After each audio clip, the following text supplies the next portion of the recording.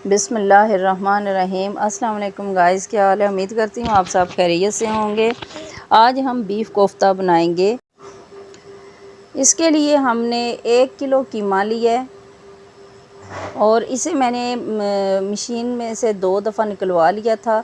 और ये दरमियानी साइज़ की प्याज थी, इसका पानी मैंने निकाल लिया और आधी प्याज इसमें हम डालेंगे। और अदरक लहसुन का पेस्ट 1 चम्मच डाल देंगे। हल्दी डालूँगी आधी चम्मच सुरख मिर्च और आधा चम्मच ही मैं इसमें सब्ज़ साबुत धनिया डालूँगी और नमक जो है वो 1/4 चम्मच डाला है मैंने।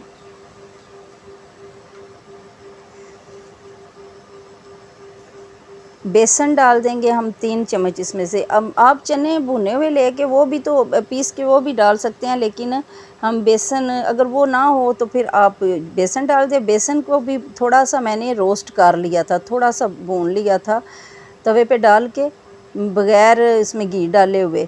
तो वो मैंने डाल दिया था इसमें, इसका कच्चापन ख़त्म हो जाए वो इसमें 3 चम्मच मैंने डाला है। और अब इसके हम दरमियाने साइज़ के कोफ्ते बना लेंगे। ये माशाल्लाह देखें, ये 1 किलो से दरमियाने साइज़ के हमारे 21-22 कोफ्ते बन गए थे। 1 प्याली ऑयल डाला है कढ़ाई में और इसमें अब मैं इन्हें फ्राई कर लूँगी। ये इनकी साइड चेंज की है, देखें इतना माशाल्लाह इसका कलर जो है गोल्डन आ गया है। इसी तरह इसके दूसरी साइड पे भी मैं गोल्डन कलर दे दूंगी और बहुत अच्छी तरह माशाल्लाह आप देखें कितने अच्छे कलर के हो गए हैं और गोल्डन और अच्छे पक गए हैं हमारे कोफ्ते। ये हमारे कोफ्ते पक गए हैं, इन्हें हम निकाल लेंगे। देचकी में 1 कप पानी डाला है और इसमें दरमियाने साइज़ का एक प्याज रफली काट के डाल दिया है। ये जो चॉप किया हुआ प्याज बाकी बचा हुआ था वो भी इसमें डालेंगे। और ये एक बड़े साइज़ का टमाटर था, इसके 3 टुकड़े करके ऐसे ही मैं डाल दूँगी। और इसमें छिलका जो है बाद में जब ये नरम होगा तो इसका छिलका आसानी से उतर जाएगा।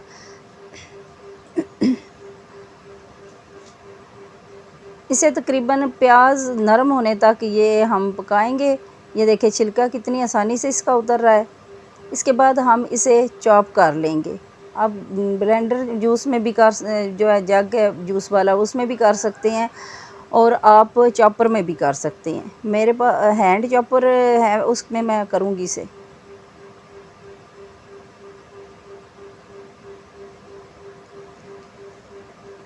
ये आधी प्याली ऑयल डाला है और ये जो मैंने पेस्ट बनाया था इसका टमाटर और प्याज का, वो इसमें हम डालेंगे। डाल के हम इसे अच्छी तरह से भून लेंगे।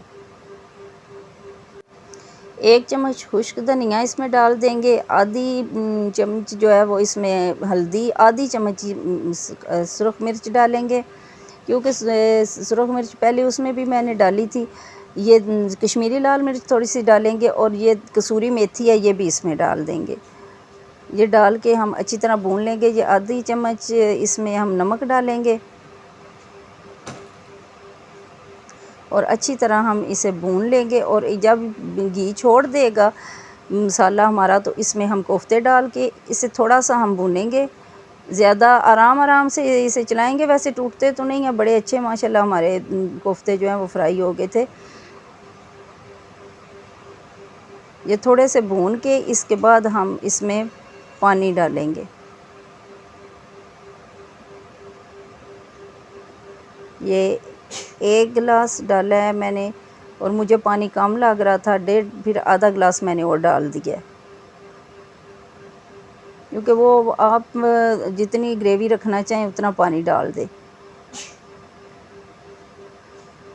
और इसे हम पका लेंगे थोड़ी देर। ये देखें माशाल्लाह हमारे कोफ्ते पक गए हैं। ग्रेवी, आप इसकी ग्रेवी देखें माशाल्लाह कितनी अच्छी है। वो आप जितनी ग्रेवी चाहें, जितनी देर, आप अगर ज़्यादा शोरबा आपके बच्चे पसंद करते हैं तो आप थोड़ा ज़्यादा रख लें, अगर कम करते हैं तो कम रखें। तो ये देखें माशाल्लाह कोफ्ते बिल्कुल तैयार हो गए हैं। 2-3 मिनट तकरीबन लगे थे मुझे, 3 मिनट के लिए तेज़ आंच पे मैंने इसे पकाया था। माशाल्लाह आप देख लें कोफ्ते बिल्कुल भी टूटे नहीं हैं, इतने जूसी कोफ्ते बने थे। आप हमारी ये रेसिपी ट्राई ज़रूर कीजिएगा और कमेंट में बताइएगा कि आपको हमारी रेसिपी कैसी लगी। अगर आपको हमारी वीडियो पसंद आए तो प्लीज़ इसे लाइक, शेयर और सब्सक्राइब ज़रूर कीजिएगा और बेल आइकन को ज़रूर दबाएं ताकि हमारी आने वाली वीडियो का नोटिफिकेशन सबसे पहले आपको मिले। अल्लाह हाफ़िज़।